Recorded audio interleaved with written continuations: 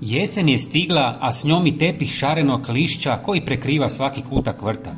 Većina ljudi tada posegne za grabljama i vrećama, žureći da ga ukloni što prije. No, što ako vam kažem da ono što mnogi odbacaju može postati vaš najvrijedniji jesenski dar?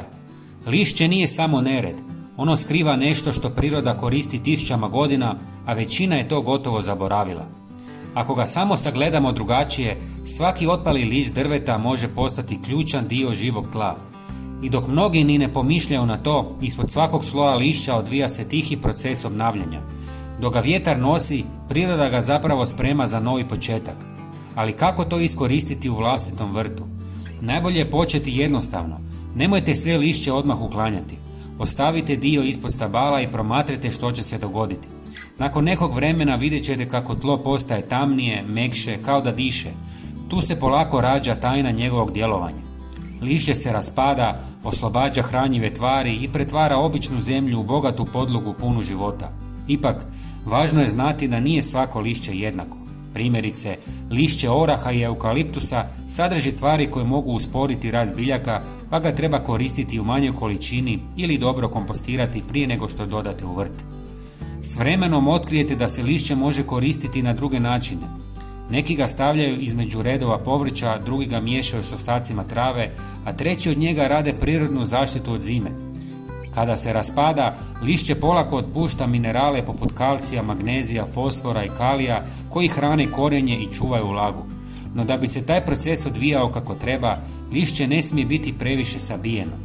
Najbolje ga usitniti ili složiti u tanjim slojevima, jer u debelim izbijenim hrpama može zadržavati previše vlage i spriječiti pristup zraka što dovodi do truljenja.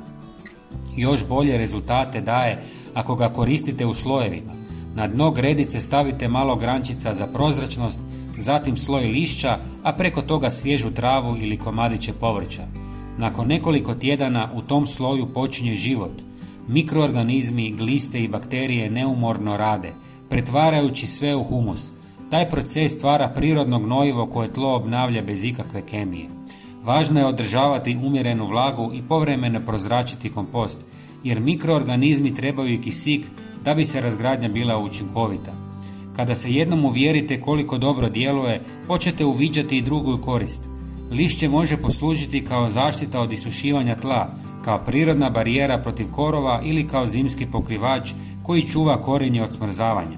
U hladnim mjesecima ispod njega i dalje žive milijuni sitnih bića koje polako pretvaraju vrt u izvor plodnosti. Osim toga, sloj lišća pomaže zadržati vlagu u sušnim razdobljima, pa biljke troše manje vode i lakše podnose toplinu.